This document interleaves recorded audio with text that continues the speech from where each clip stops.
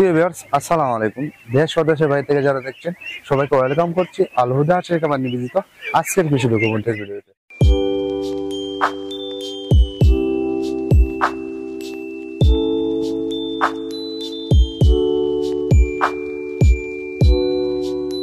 প্রিয় ভিউয়ার্স, আজকে আপনাদেরকে দেখাবো 4000 পুরুষ হাঁসের বাচ্চা এবং এগুলোর বয়স বর্তমানে 1.5 মাস। প্রিয় ভিউয়ার্স, এরকম পুরুষ হাঁস যারা কিনতে চাচ্ছেন, বোর্ডিং করা পুরুষ হাঁস যারা কিনতে চাচ্ছেন, আমার ভিডিও স্ক্রিনে এবং কমেন্ট বক্সে নাম্বার দেওয়া থাকবে, ইনশাআল্লাহ যোগাযোগ করবেন। ইনশাআল্লাহ আমাদের চ্যানেলটাকে সাবস্ক্রাইব করে দিবেন। এরকম নতুন নতুন ভিডিও পাওয়ার জন্য বেল আইকনটা টিপে দিবেন, যাতে পরবর্তী ভিডিও আপলোড হওয়ার সাথে সাথে আপনি। প্রিয় ভিউয়ার্স, আপনারা জানেন যে হাঁসের ব্যবসাটা কিন্তু লাভজনক। হাঁসের ব্যবসাটা তখন লাভজনক যখন আপনি সেই হাঁসটাকে সুন্দরভাবে পালন করতে পারবেন বা সম্পূর্ণ ভ্যাকসিন করতে পারবেন, বা রোগ যখন আপনাকে হাঁসে ধরবে তখন রোগটা যদি দমন করতে পারেন তখনই আপনি লাভবান হতে পারবেন।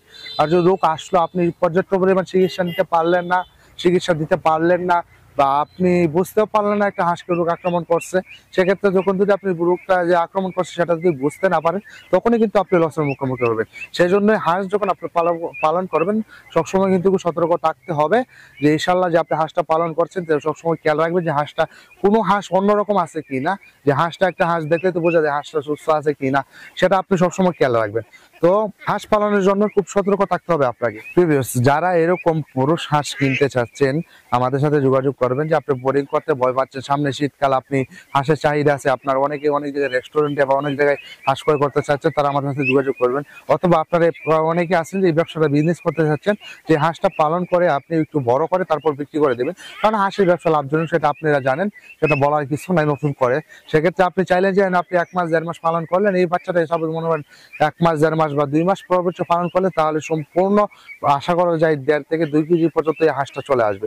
তখন যদি 2 কেজি চলে আসে, আপনি যদি কেজি হিসাবে বিক্রি করেন তাহলে অনেক টাকা বিক্রি করতে পারবেন, সেই হিসাব থেকে লাভজনক। তাহলে আপনারা এরকম পুরুষ হাঁস যারা কিনতে যাচ্ছেন আমাদের ভিডিও স্ক্রিনে এবং ডিসক্রিপশনে নাম্বার থেকে ইনশাআল্লাহ যোগাযোগ করতে পারবেন।